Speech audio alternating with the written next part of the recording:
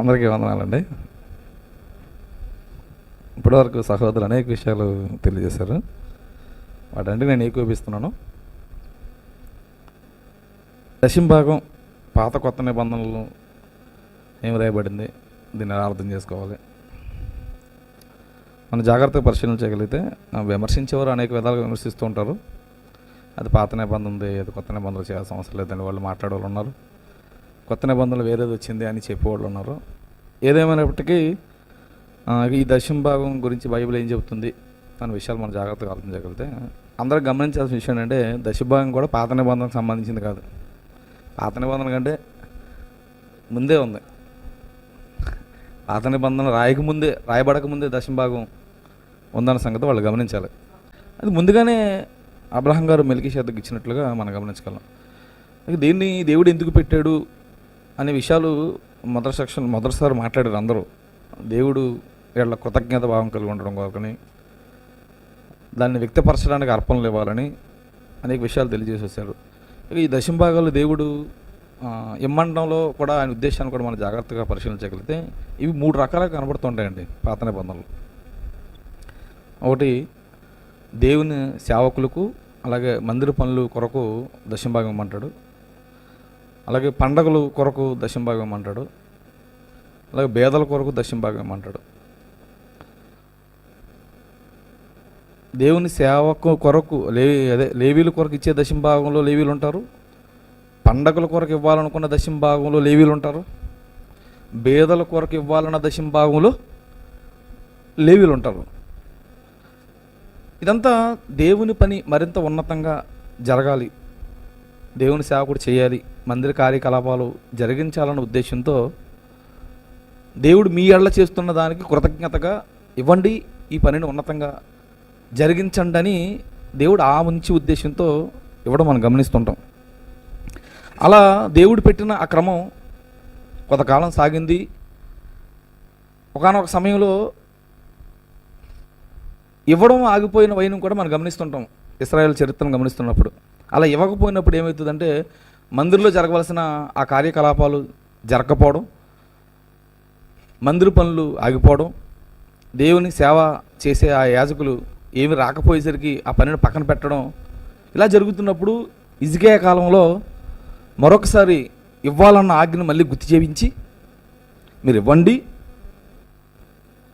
అని హిజ్కియా గారు ఇప్పించి మరీ యాజకులు లేవీలు మళ్ళీ అక్కడ నియమించి మళ్ళీ వాళ్ళందరూ నియమించి ఆ పనిని హిజ్కియా గారు మళ్ళీ నియమించి మళ్ళీ మందిర పనులు జరిగేలా అక్కడ మళ్ళీ ఏర్పాటు చేస్తాడు.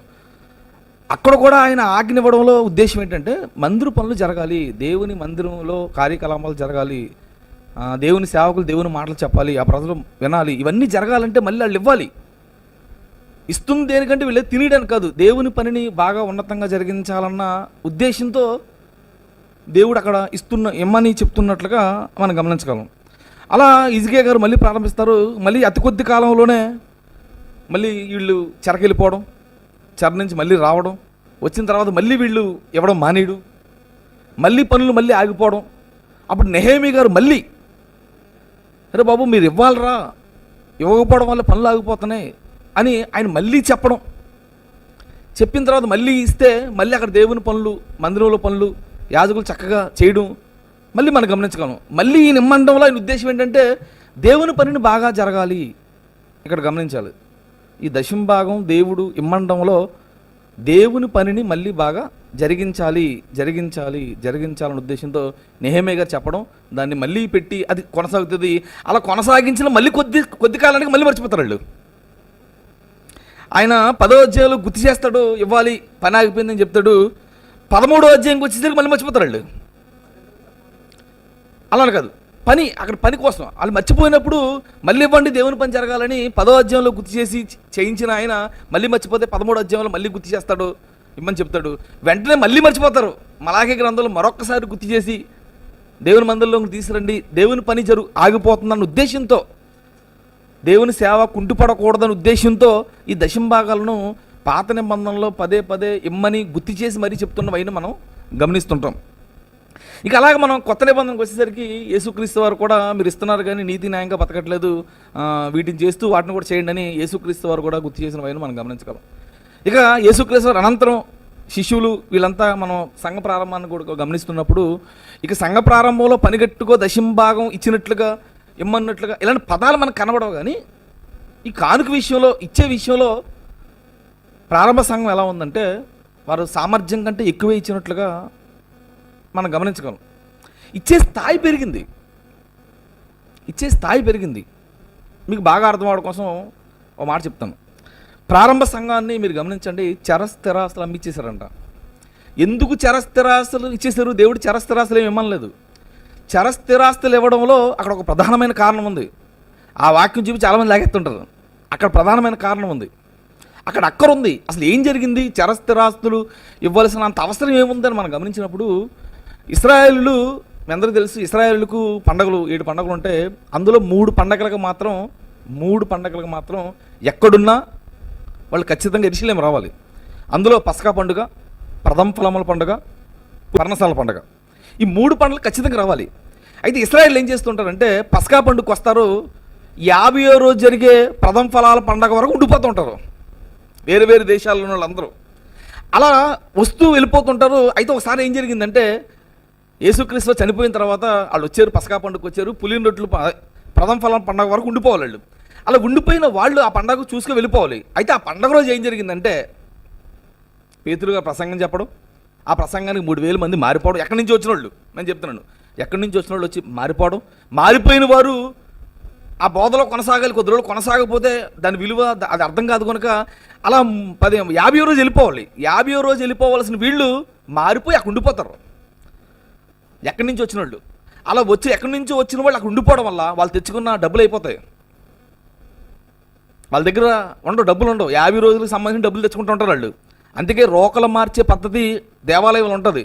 ఎందుకు ఈ రోకలు మార్చే పద్ధతి పెట్టారంటే ఎక్కడి నుంచో వచ్చిన వీళ్ళు అక్కడి నుంచి వచ్చిన ఆ డబ్బులు తీసుకొచ్చి అక్కడ మార్చుకుని తింటూ ఉంటారు వాళ్ళు.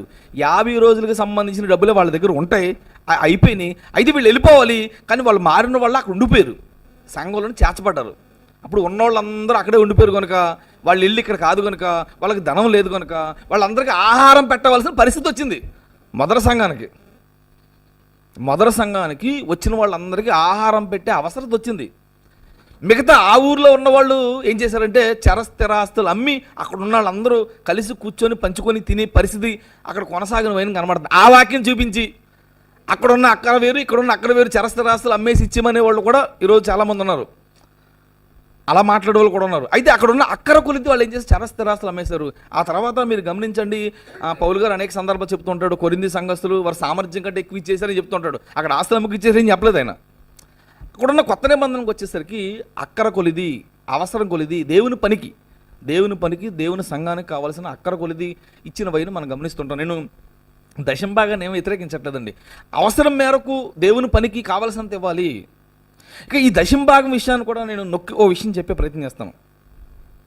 ఈ దశంభాగం అన్నది ఇవ్వాలి, దశంభాగం కన్నా ఎక్కువ కూడా ఇవ్వాలి.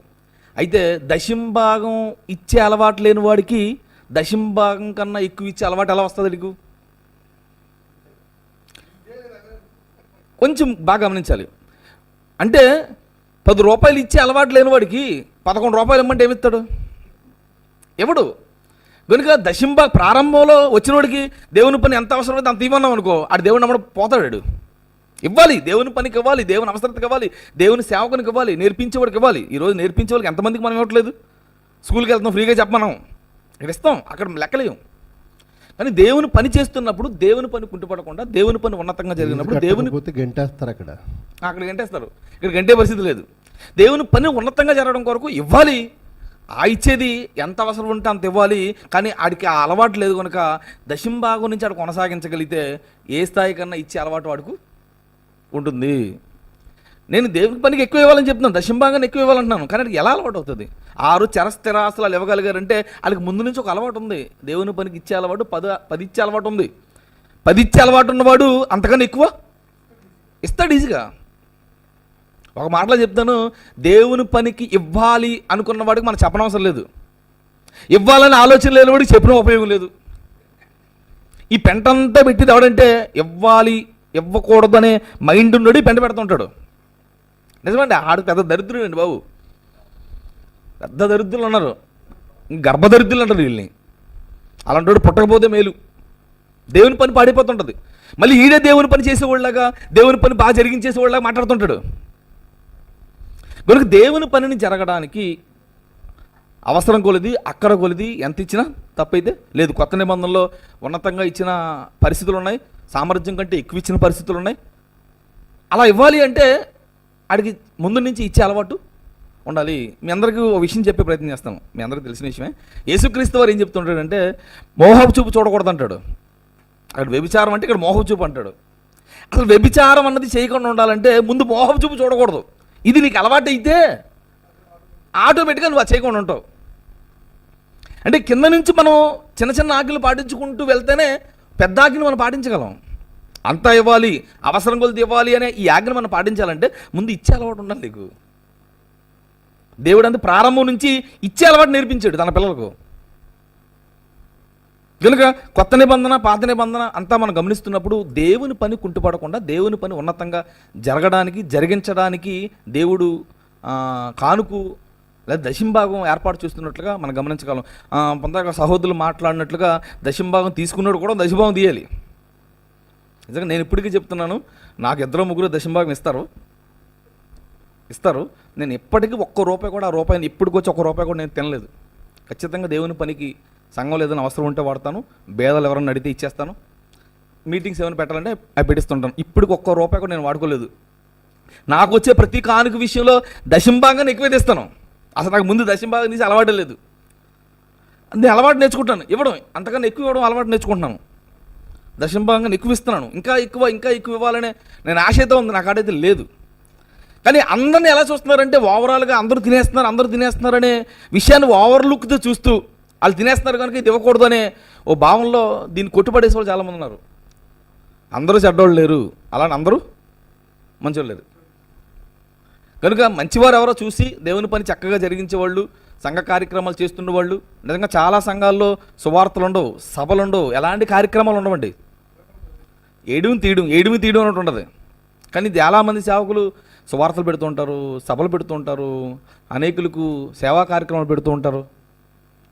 ఇలాంటి చాలామంది ఉన్నారు. అలాంటి వాళ్ళకి మంచిగా సేవ చేసి మంచిగా పరిపాలన చేస్తూ తను తింటూ మరి కొంతమందిని సంఘంలో ఉన్న వాళ్ళని చూస్తూ అలా చేసే వాళ్ళకి మనం జాగ్రత్తగా కానుకలు ఇస్తూ దశంభాగాల కంటే ఎక్కువ ఇస్తూ అలాంటి వారిని ప్రోత్సహించి దేవుని పని మరింత ఉన్నతంగా జరిగిస్తే చాలా బాగుంటుంది. క్రైస్తవ్యం ఇంకా విస్తరిస్తుంది, క్రైస్తవం ఇంకా ప్రబలుతుంది. అసలు క్రైస్తవాన్ని ఎవరు టచ్ అయితే చేయడు. Thank you. సహోదరులు గాబ్రియల్ గారు ఆయనకు సమయం ఇచ్చే ముందు ఒక 10-20 సెకండ్స్ మీరు సైలెంట్గా లైవ్లో ఉండిపోవడం మీరు గమనించే ఉంటారు. ఆ 10-20 సెకండ్స్లో ఆయన ఏమన్నారంటే అందరూ మాట్లాడేశారు, నేను మాట్లాడడానికి ఏముంది అన్నాడు ఆయన 15 నిమిషాల పైన చక్కటి విషయాలు ప్రస్తావించారు. కాబట్టి గాబ్రియల్ గారు అందరికీ వందనాలండి. ఇప్పటివరకు అనేక విషయాలు పెద్దలు మాట్లాడుతూ వచ్చారు, వాటన్నిటికీ నేను ఏకీభవిస్తున్నాను. దేవుని పని పరిచర్య ఉన్నతంగా జరగాలంటే దేవుని పనికి అందరూ సహకరించాలా, తీసుకొని చేయడం తప్పైతేమి కాదని అనేక విషయాలు చెప్పారు. అయినప్పటికీ అడిగేవాడు ఎలా అని అడుగుతాడు అన్నట్లు వాళ్ళకి ఇంకా మరికొన్ని క్వశ్చన్లు మిగిలిపోతాయి. ఎలాగో ముగింపుకి వచ్చేసాం కదా, వాళ్ళకి ఉన్న ఆ 2-3 డౌట్లు నేను క్లారిఫై ఇచ్చి నేను ముగించాలనుకుంటున్నాను.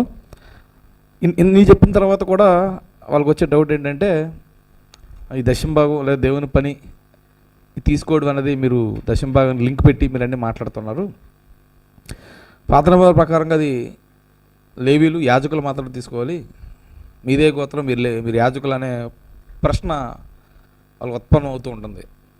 ముందుగా చెప్పాను, దశంభాగానికి సంబంధించి ఇది పాత నిబంధనకు సంబంధించింది మాత్రమే కాదు, అంతకు ముందే ఉన్నదని నేను వాళ్ళకి క్లారిటీ ఇచ్చాను. అయినప్పటికీ ఆ సందేహం వస్తూ ఉంటుంది. ఇక కొత్త నిబంధనలు అలా తీసుకొని చేస్తున్న మనం ఎవరు అంటే మనం కూడా యాజకులమే, ఆ విషయం వాళ్ళు గుర్తించాలి. పౌలు గారు రోమిల్ రాసిన పత్రిక 15:15 ఆయన యాజక ధర్మం జరిగిస్తున్నాడంట.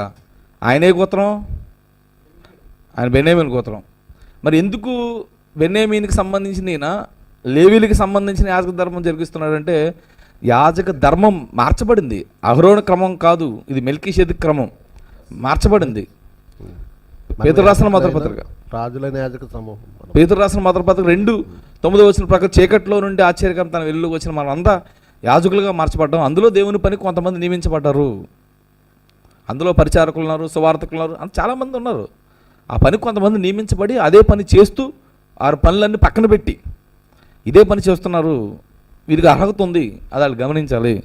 ఇకపోతే వాళ్ళకున్న మరో సందేహం ఏంటంటే పౌలు గారు డేరాలు గుట్టుగా పనిచేశాడు కదా అనే డౌట్ అంటారు. అది కూడా ఒకసారి వాళ్ళ కోసం కొరింథీయులకు రాసిన అపోస్తల కార్యాలు 18:3 అకుల పిస్కల వారి దగ్గరికి వెళ్ళినప్పుడు, వారి ప్రాంతానికి వెళ్ళినప్పుడు వారు డేరాలు కుట్టిన వారు కనుక వాళ్ళతో కలిసి ఆయన పనిచేశాడు అని అంటారు. నిజంగానే ఆ వాక్యాన్ని చూపించి ఆయన డేరాలు కుట్టుకు పనిచేశాడు కదా, మీరు పనిచేయచ్చు కదా అంటారు.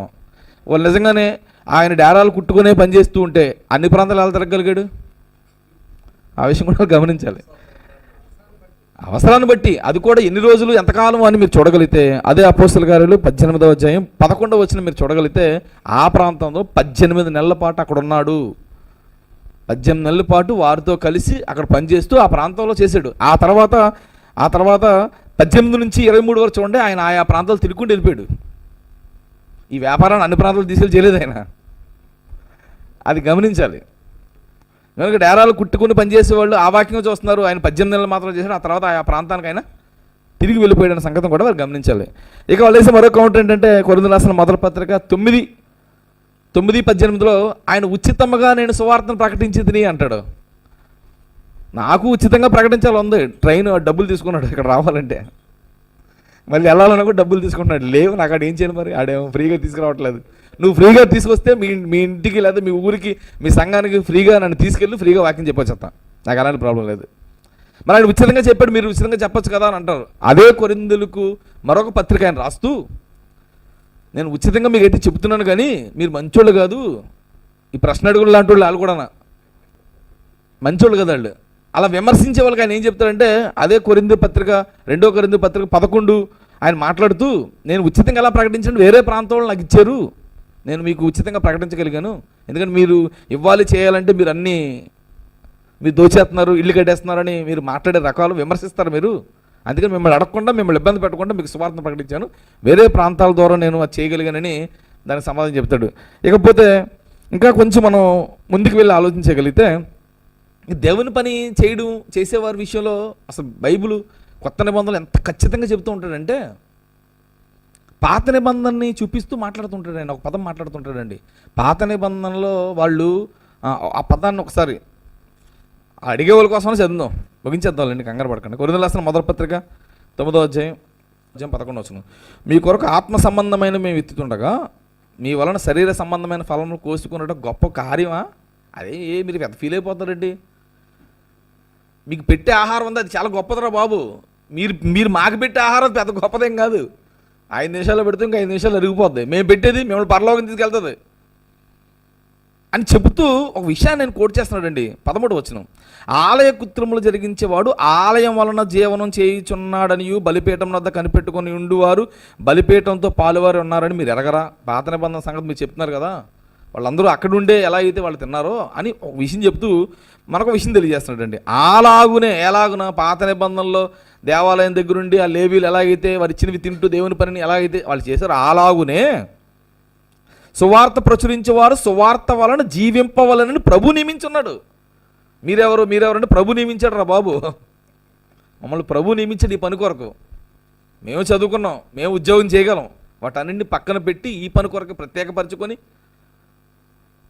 మేము ఇబ్బంది పడుతూ కూడా చక్కని మాటలు చెబుతున్నాం, దీనికి నియమించబడ్డాం. మీరు గమనించాలి, ఆ విషయాన్ని గమనించాలి. నేను నోరుంది కదా ఏవో రిఫరెన్స్ ఉన్నాయి కదా అని అడిగేస్తానంటే కుదరదు. ఇక్కడ దేవుని పని ఉన్నతంగా జరగాలి అంటే దాని కొరకు చేసేవారు ప్రత్యేకించుకోవాలి.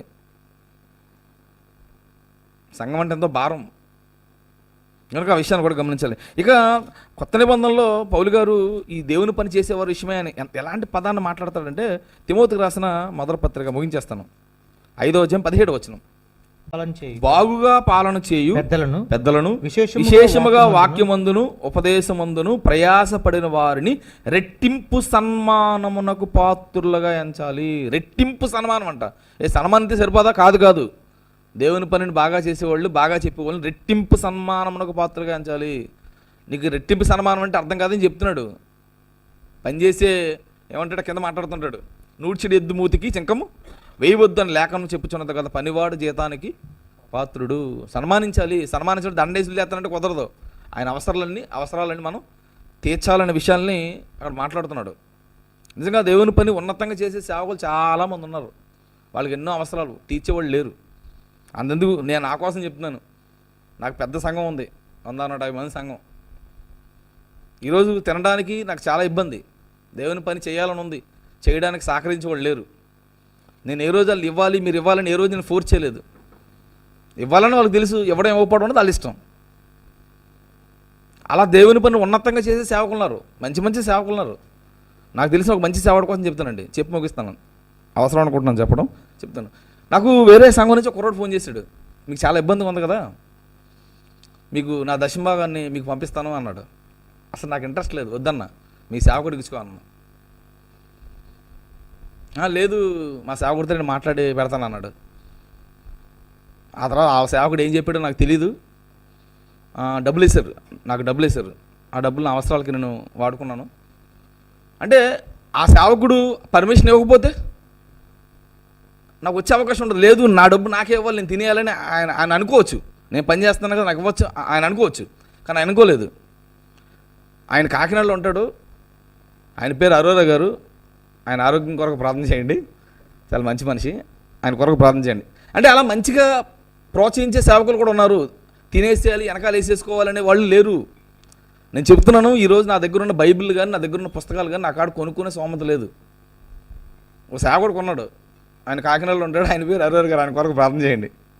అలా మంచి మంచి సేవకులు ఉన్నారు. దోచేసేవాళ్ళే లేరు, దాచేసేవాళ్ళే లేరు. అనేకులకు పెట్టేవాళ్ళు ఉన్నారు, పరిచయం చేసేవాళ్ళు ఉన్నారు. అందరినీ ఒకే లైన్లో మీరు చూస్తున్నారు, చాలా తప్పు. బైబిల్ కష్టపడి రాత్రి పగలు కూర్చొని నేర్చుకుని మీకు తెలియజేస్తున్నారంటే వాళ్ళని పెంచి పోషించవలసిన బాధ్యత నేర్చుకునే వాళ్ళ మీద ఉంది, నేర్చుకునే వాళ్ళ మీద ఉంది. అందుకే బైబిల్ కూడా చెప్తుంది, మీ సంపాదన అంతా ఇచ్చి బుద్ధి సంపాదించి అంటాడు. అసలు ఈ లోకంలో కొద్ది కాలం బ్రతికే విద్యను నేర్చుకోవడానికే బోళ్ళు డబ్బులు తగలేస్తున్నారు. ఈ విద్య నేను పరలోకం తీసుకెళ్తుంది. నేను డిమాండ్ చేయట్లేదు, ఇచ్చేయాలి, ఇస్తావా చస్తావా యువపతాలు నేను డిమాండ్ చేయట్లేదు, డిమాండ్ చేసేది చెప్పట్లేదు. దేవుని పనికి ఇవ్వాల్సిన బాధ్యత కిందోళ్ళకి ఉంది. అసలు కిందోళ్ళకి ఇవ్వాల్సిన బాధ్యత ఉందన్న సంగతి వాళ్ళు ఇస్తే ఇలాంటి ప్రసంగాలు, ఇలాంటి పాఠాలు చెప్పాల్సిన అవసరం ఉండదు. వాళ్ళ పనులు చేస్తే వీళ్ళు పనులు చేస్తారు. వాళ్ళ పనులు చేయట్లేదు కనుక వీళ్ళు బాధ తట్టుకోలేక లేదా ఉండలేక చెప్పేవాళ్ళు చెప్తున్నారు. కనుక విశ్వాసులుగా ఉన్నవాళ్ళు కూడా గమనించాల్సిన విషయం ఏంటంటే, మీ పైన ఉన్న సేవకుడిని పెంచి పోషించవలసిన బాధ్యత మీది, బాగా చూసుకోవాల్సిన బాధ్యత మీది. చక్కగా ఆయన దగ్గర నేర్చుకొని బాగా బ్రతికి పరలోకం వెళ్ళవలసిన బాధ్యత మీది. మీ పనిని మీరు బాగా చేయండి. మీ పై ఉన్న సేవకులు ఖచ్చితంగా వాళ్ళ పనులు చేస్తారు. మంచోడు కాదా, మంచోడు కాకపోతే ఆయన పక్కన పెట్టండి, వేరే చోటకు వెళ్ళండి. అక్రమంగా నడుచుకున్న సహోదరులు విడిచి పక్క వెళ్ళిపోమన్నాడు దేవుడు. చూడండి, మంచోడు కాదు పక్కెళ్ళు, మంచోడి దగ్గరికి వెళ్ళు. కనుక అన్నింటినీ మీరు పరిగణలో తీసుకుంటారని ఈ నా మాటలు ముగిస్తున్నాను. Thank you.